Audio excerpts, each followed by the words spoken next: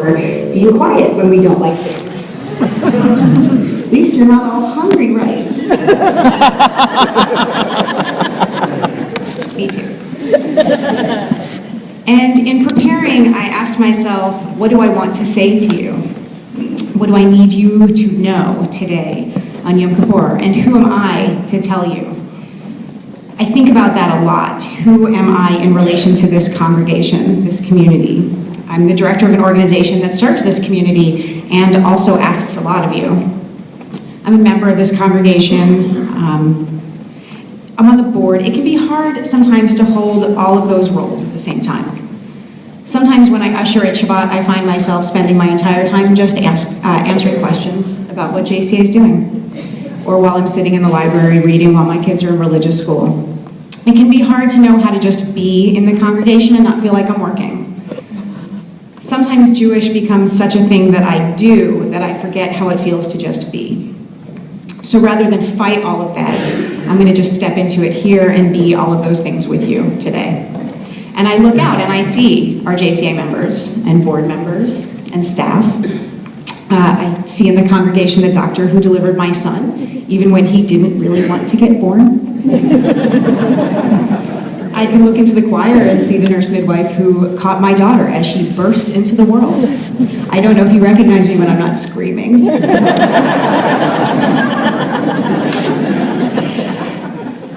And I see both of my children here. They came up from the youth programming just to hear Mom speak. They're both missing soccer today, like tiny Hank Aarons of Robbinsdale soccer.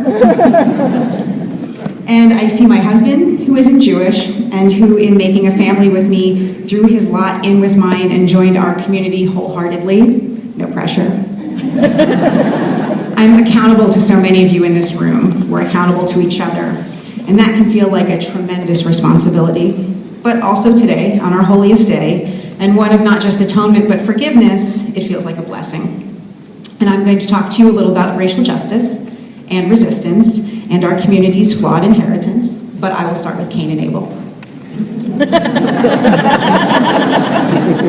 Who, earlier in the youth service, the rabbi told us that Cain and Abel's problem was that they were not good at sharing. Spoiler alert, there's more. To recap, for those who don't remember or haven't yet read it or who just like a story, Cain and Abel were the sons of Adam and Eve after they were cast out of Eden. They had sisters too, but they were obviously perfect and never did anything wrong, and that's why the text is not about them.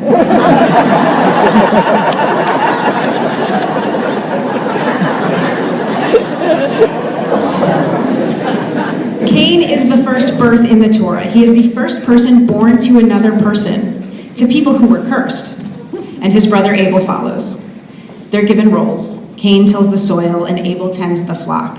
The soil that Cain tills is of course cursed. God cursed the soil before Cain was even born. And when he and his brother approach God with their offerings, his is disappointing. Of course it is. Abel has the fattest sheep and Cain has fruit grown from cursed soil. And God accepts Abel's offering and rebuffs Cain's.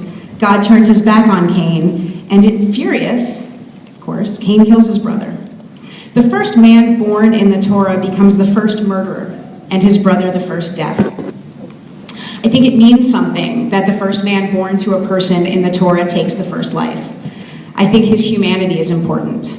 In social justice work, we draw heavily, sometimes we lean heavily, on the concept of B'Tselem Elohim, that we are all made, the idea that we're all made in the image of God.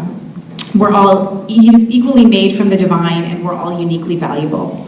It's a powerful way to describe what connects us as humans. We use it to build empathy with victims of police violence, with undocumented immigrants. It's the way we put words to what we hope everyone would just feel, that everyone is valuable no matter how they got here, no matter what they do.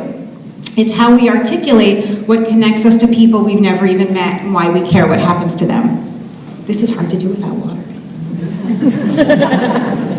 Now, there's nothing about being made in the image of God that means we're perfect. Cain is messy and flawed, and his brother bears that burden and loses his life. And they are both made in the image of God. There is so much responsibility in being human, and we are going to hurt each other. We're going to make mistakes because we're designed to.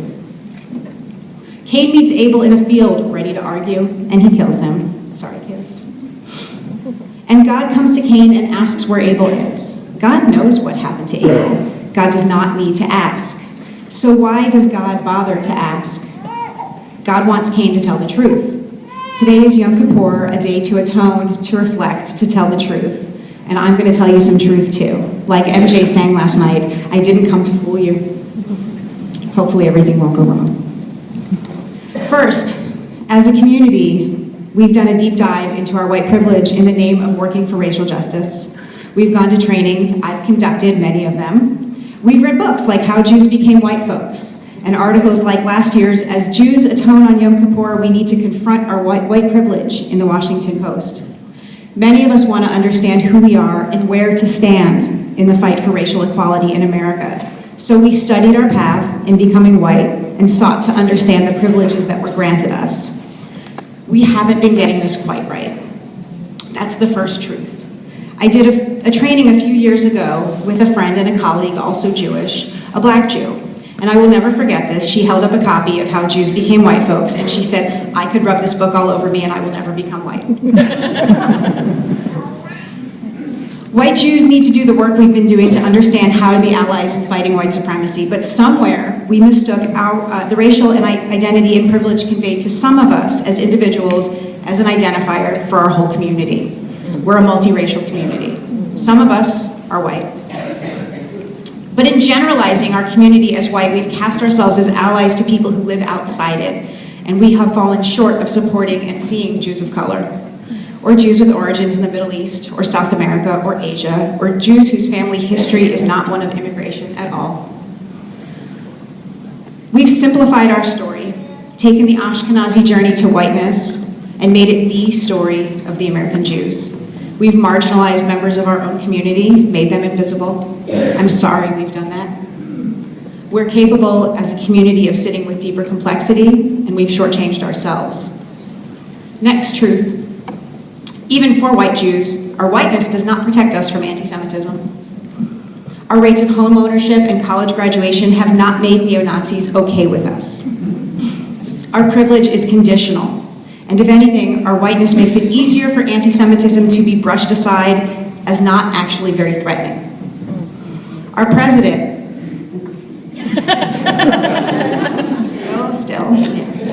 our president tells the nation that some of those neo-Nazis in Charlottesville were fine people.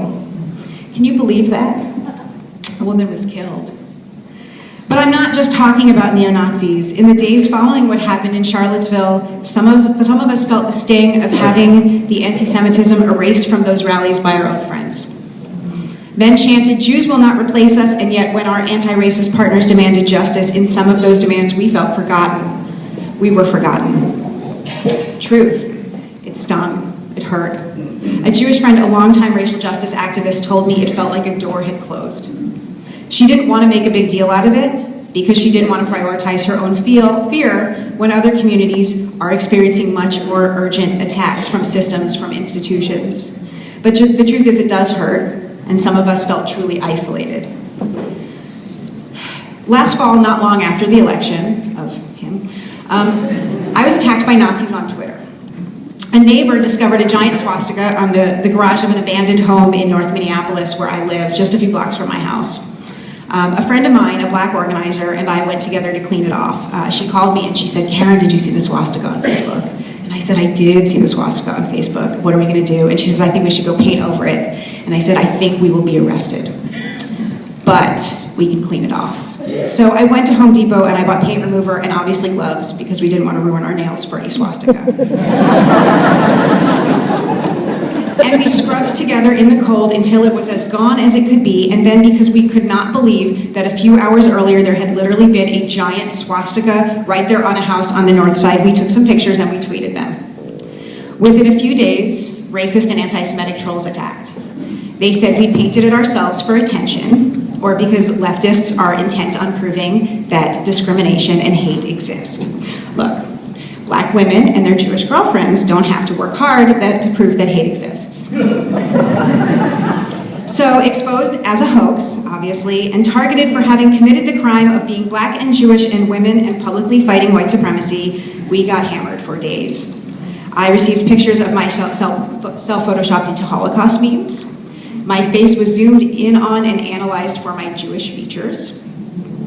My friend was merely the pet, I was her puppeteer, the middle-class Jewish woman who had stumbled into the ghetto 10 blocks from my house. Some were violent, some explicit. To be fair, there was one guy who seemed obsessed with the fact that I looked like what he called a young Howard Stern, which that's fair.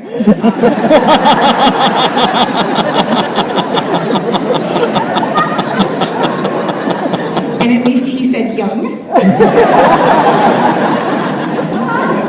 But most were threatening, and most were specifically related to my identity as a Jew and hers as a Black woman and the fact that we had done this together. My friend told me she didn't know anti-Semitism existed anymore. She thought it was an artifact, something historical. She said, I thought you guys were just white people now. And I said, right, we did too. Back to Cain. Cain does not tell the truth. Cain does not tell God the truth. God asks where God asks where Abel is, and Cain answers famously, am I my brother's keeper? Why lie to someone who already knows the truth? I try to put myself in Cain's shoes, and I think about how scary it is to tell the truth when you're all alone. And that's the function of anti-Semitism, to isolate Jews, to position us as an invisible buffer between the oppressed and oppressor, conditionally safe. We get privilege, but never full acceptance. We are exalted as powerful by those who wish to destroy us because it separates us from the people we think of as our most likely allies in fighting them. If everyone believes that the rich white Jews are funding and controlling the anti-racist resistance, white supremacists will blame us, while Black activists will feel used, controlled, and resentful. We end up alone, vulnerable, a scapegoat. I pause here because the idea of our community being used as a scapegoat is interesting to think about today on Yom Kippur. The traditional Yom Kippur text is from Leviticus, the expulsion into the wilderness of the scapegoat, the goat for Azazel, carrying upon him all the inequities of the Israelites, a literal vessel to carry our sins away from us. Today, though, we're reading Cain and Abel, a story that does the opposite. It pushes us to stand and face our flaws, pushes us to ask ourselves questions we already know the answers to in order to tell the truth. To really atone is to hold our flaws close, not send them away. And if we've been made the vessel for others to cast off their sins, a scapegoat, it is not a role we have to accept.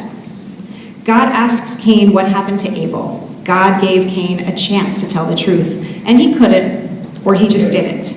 And yes, he was alone. But remember, Cain was alone because in his anger at being handed cursed ground, and in his pain at being rejected by God, he pushed his brother away. He turned inward and destroyed the person that might have supported him. In his pain, he made himself alone, and they were both made in the image of God, and Cain's destiny was bound together with Abel's. After he killed Abel, Cain sent God to wander, separated him from the land that was his birthright, never to return. Here's another truth, or maybe a question. When we found ourselves alone, are there times when it's because we've isolated ourselves? When we have assumed likely allyship based on a historical relationship that we just haven't kept up? When have we been hurt that other communities have scheduled something on a date that's significant to us without understanding why it might be significant to them? When have we criticized tactics without understanding the demands, or wordsmithed statements, or disavowed groups that we never had a relationship with in the first place? When have we relied on an image of Heschel marching with King because we didn't have a more recent example of solidarity? We've been relying on Heschel praying with his feet for more than 50 years. His feet are exhausted.